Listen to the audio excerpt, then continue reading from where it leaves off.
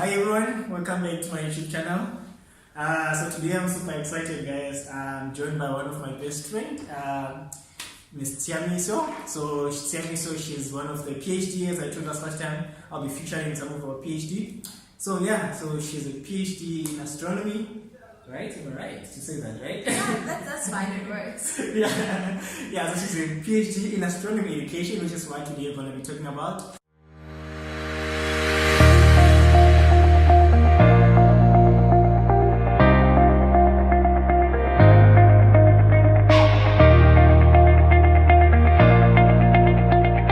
So, without wasting any time, welcome to Tshiamiso. Thank you very much for having me. It's a pleasure to finally have you because we've been pushing time. It's been a while. Yeah, it's been a while we're planning this time to have you on our channel. So yeah, to start, can you just tell us who is Tshiamiso? Well, Tshiamiso is a girl from the ghetto, guys. I was born in Soweto, Deep Kloof. It's really a nice area to be born in, especially with the rich history that comes with Soweto. And so I'm coming really black girl from the township. I'm just like that. I am very passionate about everything that I do. And you know, everything I touch must start to sparkle, and you know. But yeah, I'm a very passionate person. I love and enjoy interactions with people, interactions with my work, exploring. I'm passionate about development, young people's development. I'm passionate about women development, and I'm passionate about black empowerment. Well, not really like the comrades, but you know, in terms of growing and making sure that we become a sustainable black community. So those are some things I'm passionate about. Yeah, it's very interesting. As you can hear, guys, it's already heating up as we are starting. So yeah, you're talking about being passionate about empowering people, which is I think it's one of the matter we'll discuss in the later question. But the main focus today is basically, so as I said, you are doing a PhD in astronomy education. Yeah. So, which is one of them today we want to talk about. So, can you tell us basically what is the astronomy education? So, like, just to put it in a broader view, so I'm doing basically a PhD in astronomy, and I'm specializing in astronomy education. Okay. So, just like so many people be doing PhDs in astronomy, but be focusing on galaxies, I'm focusing in astronomy education. So education is, most of the time people think of education, think of teaching and learning, and basically that's it. I'm focusing on how astronomy can be improved in terms of teaching and learning. How do we improve the understanding of astronomy beyond scientists, to people in the society, to kids in schools, and to also our first years coming in. So most of the time we deal with areas of how do we then take this astronomy knowledge to the people. How do we make it understandable? So we're looking at bridging that gap of saying this is astronomy, this is the people. How do we make sure that the information that people get is not distorted? So starting with, of course, our lecturers, our teachers, and our students here.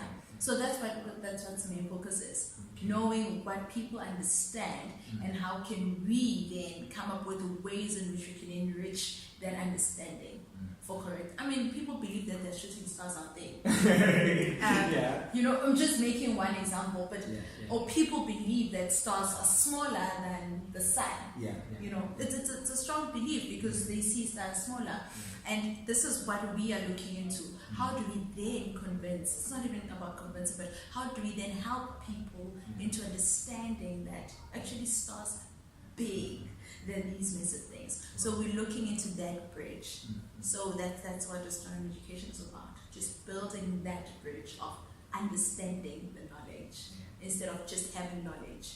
So you can have the knowledge, but understanding the knowledge is a different thing, which is what astronomy education is mostly about. Yeah, that's very interesting. Which is I think one is already okay. It's something that's not my question, but I think it's a very interesting idea to say how you guys saying how you understand how you transition the information in astronomy. So what has been the main challenge to say that, because someone would say, but teaching is just teaching. So what is different about it? You know, I've read this statement more than once. Those who do those who can do, those who can't teach. And this statement was probably said way back, but just read it, just coming into education. And I've come to realize that the statement assumes that if you are an astronomer, then you can do astronomy. And if you can't do astronomy, then you must teach astronomy. But there is this one thing in teaching that is not, they said it's tacit, something that you cannot touch that makes teachers to be teachers. Which is the reason why if you put an astronomer in a classroom, they will not be able to teach astronomy so that people can understand. They may have the big words, the big science, but as long as they do not have that knowledge of teaching that they need in order to transform this content knowledge into a knowledge that's understandable to someone else, needs some kind of knowledge. And this is where we are. Learning that process of saying that it is not just that it's science and we must just accept that gravity is 9.8. It is beyond just saying gravity is 9.8, Newton proved it. It is more than that. It is more in terms of, so how do we make sense of this gravity? It is on the how part. So it's not about, oh no, you can't do a science, so you must just go teach it. No.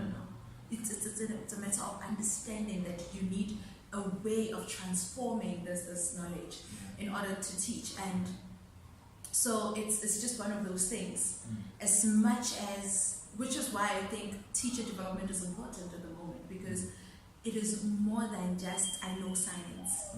It's I know science and I can transform the science in ways that someone else can understand it, because it doesn't come natural. It doesn't come natural to us. I mean, we try. We are actually the bridge between the pure sciences and I just said the non-scientists the other day, because we are trying to introduce them into the sciences. So many times people do not see the benefit of a science such as astronomy. Even in our own country where we have telescopes, and it is still an idea that's too abstract for them, that people are doing astronomy. And with research that we are getting into, we show people that there are so many little aspects of astronomy that we use in our everyday lives. So we get into that, we tap into that. We tap into how people explain things, and we show without astronomy you wouldn't be able to explain that. And we also even go to astronomy experts, showing them how these little things from just socializing with people influence what we know about science, or just come to play in science. It's just quite interesting. I am always amazed. Like I always go in the field not knowing what to expect every single time. So that, I'm always wild. I'm just like, what? This is not making sense, and I go back and I come in, and it is, it's just one of those things when you also get to understand that, as a scientist, you get to be in two parts. You get to be inside, sometimes you are inside Earth, sometimes you are out of it, and now it becomes more than just being on Earth and looking Earth from the outside, to looking at the whole universe on the outside, and being on the outside of the universe, being on the inside and the outside of the universe, and understanding both. And when you go out there and you realize that people always rely on what they know, which is the inside and not necessarily. So it's just like trying to bridge all of those into one. Wow, I spoke too much. No, it's very true. No, it's very good that in case people need to get a clarification of the day that you guys are working, which I think it's very, very interesting that young people are able to really to be able to accept that these young people are actually be able to absorb this information, because really I would say astronomy, me myself, when I came in, it was a foreign language. But for the fact that you guys are really putting so much effort, it's very, very interesting. I don't know if it's safe to ask you this question. So do we have aliens? No. Not really. No, it's to ask. I don't know if you would like to share, or it's kind of something you guys don't want to reveal. But how do you assess that? Do you do some psychological mind check to these young people? honestly speaking, it gets to a point where we think, oh my gosh, this is too psychological. But so most of the time we use methods that are used in science education.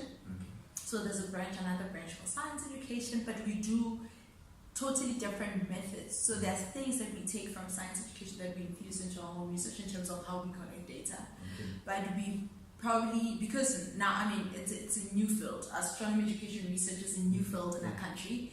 And so we are using things from established fields like physics education. So we use a lot of methods. So there is science education right on top, and then science education infuses everything. It could be biophysics all together, and they have their own ways and frameworks that they use to explain things.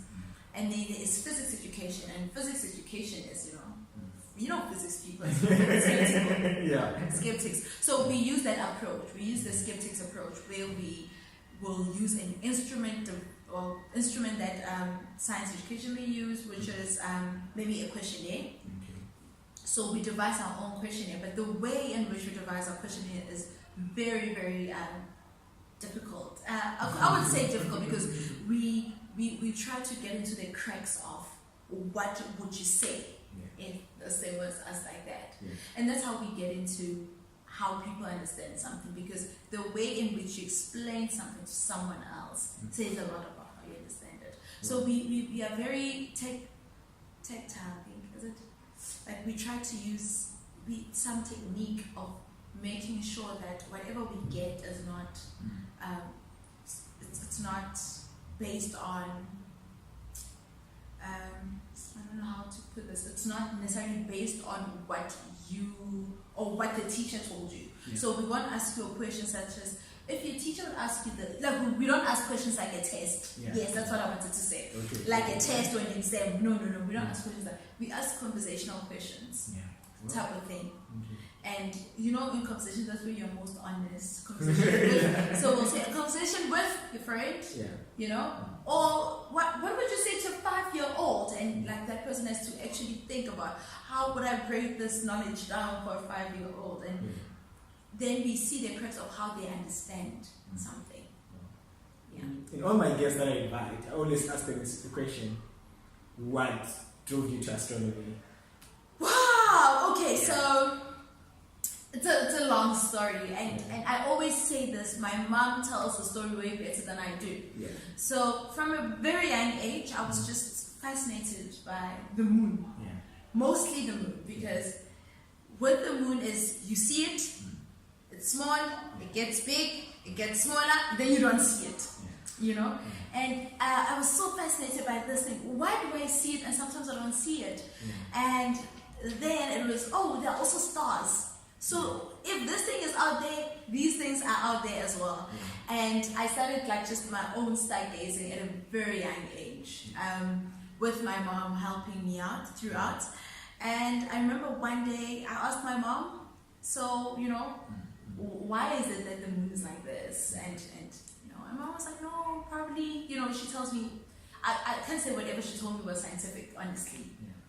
But she told me some story, and it sold. And then I remember that she said that there are people who work with the moon, and those people were doctors of the moon. Wow. And then I told myself, Mama, when I grow up, Linna Mama, like a doctor of the moon.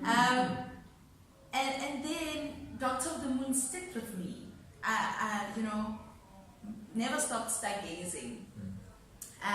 Then when I was in grade 3, and it's a funny thing that I remember now exactly, so when I was in grade 3, room 11 at my primary school, we were doing HSS, and we were learning about the history of the Apollo. And from then on, that's when I learned that they were first astronauts. So these people who go to the moon are actually astronauts, not doctors of the moon. So my mom told me this idea that these people are doctors of the moon, when in actual fact they are just astronauts. And then for the longest time I thought astronauts and astronomers were the same thing. So it was all a learning curve. But so it went from Doctor of Moon to astronauts to astronomy to astronomers and getting into it. So since then, I've always called myself Doctor of the Moon, Doctor of Moon. That has been me, and I've never looked back on wanting to know more about that. I even became a loyal member of the planetarium in Johannesburg at Wits University.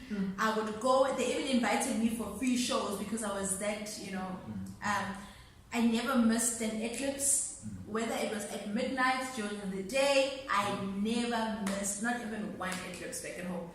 And yeah, so I just knew from then. I grew up with it already, and immediately when I found out that there are astronomers, people who work with these things. I mean, the first astronomer I met was at the planetarium. She's like, I work with the stars. And obviously as a kid, so she'll explain at a very low level that, no, I work with the stars. And I said, if it's possible for her to do it, so can I. You can do it too. So can I. And I've never looked back. I've told people that I wanted to do astronomy before, and people were like, whatever. But that has never really stopped me from going. And I've been in different fields. I've been exposed to education, I've been exposed to finance, I've been exposed to maths, but the passion of astronomy has preceded all of them. And every single time I was in a certain area and I found and I felt that I needed more, I knew that my more was in astronomy. And that's it. Oh, very, very interesting. let me just generalize it. So, in science, for you to be basically just go the way to science or astronomy, did you ever do you have a role model, or do you ever had a role model that maybe you look up to? Honestly speaking, so when I found out that people can actually do astronomy, and like the people in South Africa doing astronomy, one of my other childhood dreams was to see and to meet Mark Shuttleworth. Well, okay. So I have a poster of Mark Shuttleworth. I have posters of Bonnie Armstrong. I have all of those things that really people that I look forward to. Yeah. I even wrote a letter to Zola 7. Remember Zola 7? Yeah, I'm old. Zola 7. I even remember writing a letter to Zola 7 saying, Zola 7, my dream is to meet Mark Shuttleworth. For me, why Mark Shuttleworth at that point, so this is around like 2003 or so. Yeah. For me, why Mark Shuttleworth? Because Mark Shuttleworth was the first South African to go to space. So for me, that hit home. It was like, this person is in the country. This person is really, really in the country. I want to see this person. So honestly, Mark Shuttleworth was like the person in the field.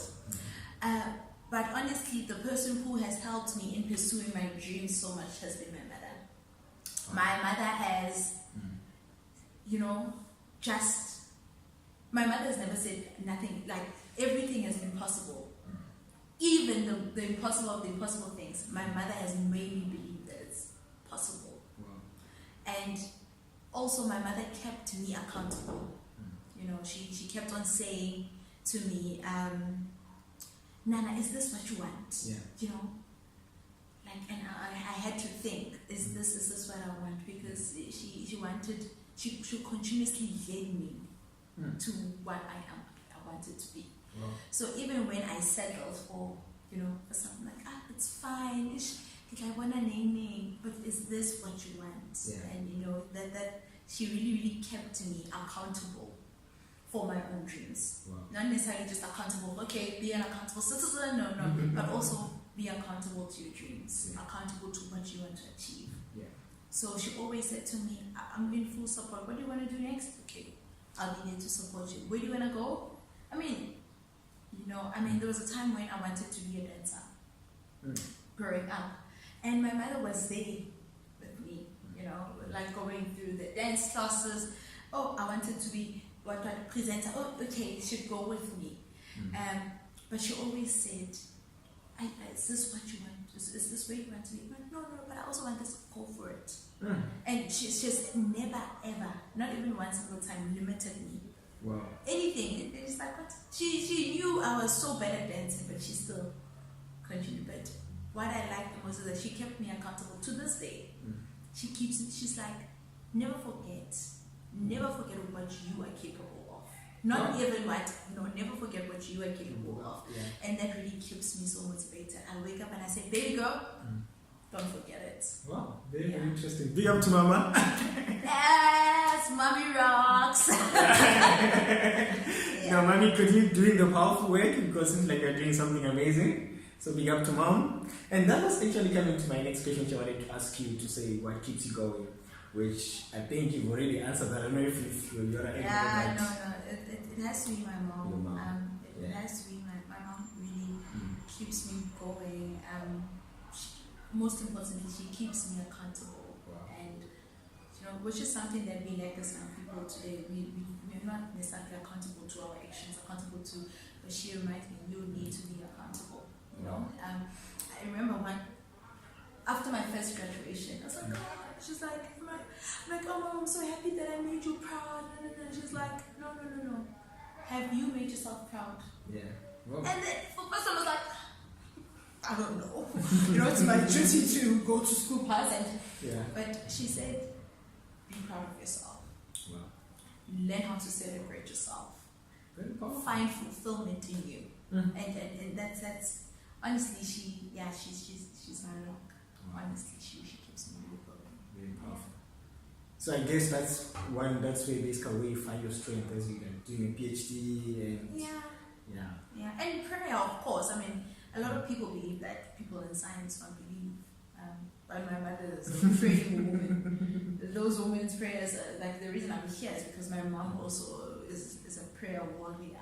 She prays and God does keep us going. I also believe in God and I believe in prayer so much, and I'm rooted, in trust as well. And I'm not going to lose that because I'm like, I'm a scientist now. I understand that, creation, not no. It's really understanding where I've been and what I've seen God do in my life, that I still strongly believe that He continues to lead our paths, He continues to guide us and direct us in everything we do.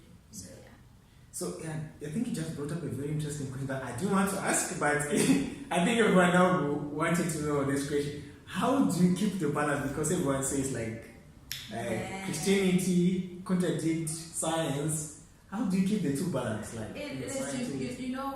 For the longest time, I worked on justifying that. And I'm so sorry that, at the recording of this, I am at a stage in my life where I like saying, it's okay if you don't understand. Yeah.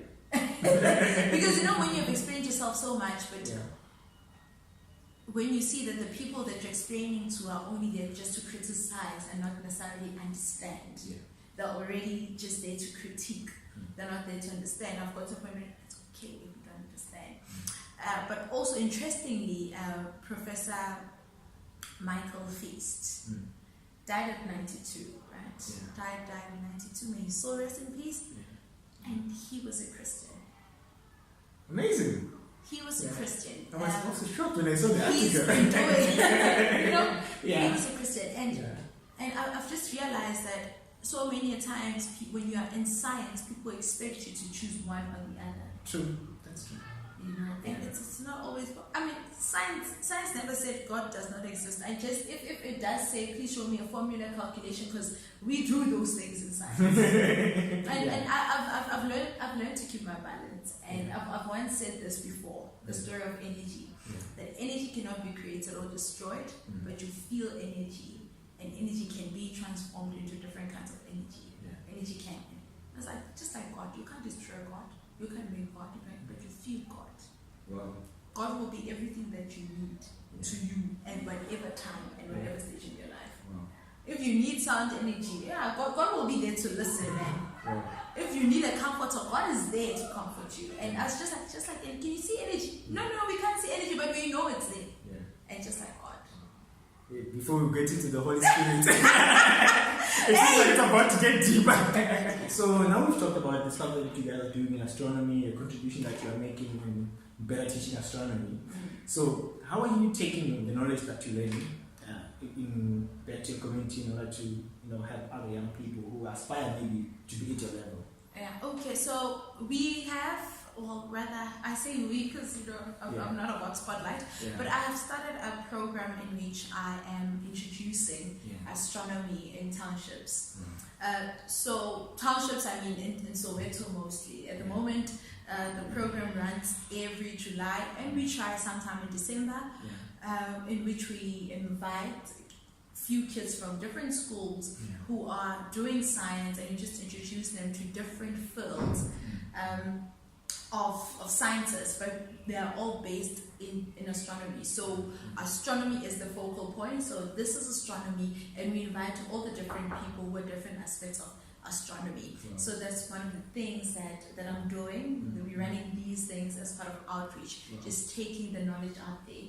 So we run it in the townships of Tiklouf, and also run it in Alexander, in Soweto, and recently in Cape Town there's another program called of Women in Science, where we are teaching young ladies and women, introducing them into science. Just knowing that women have been marginalized and but we are just bringing that in. So that's what I do within the community. Yes. So do you have a name for the program that people, maybe they want to follow you, maybe you have kids, other kids in deep group that want to get involved maybe in the next coming program? How can they get involved in the program? So we call the programs Astronomy Evenings, because we have done most of our projects at night so that they can see the telescopes, and we do fun things with telescopes.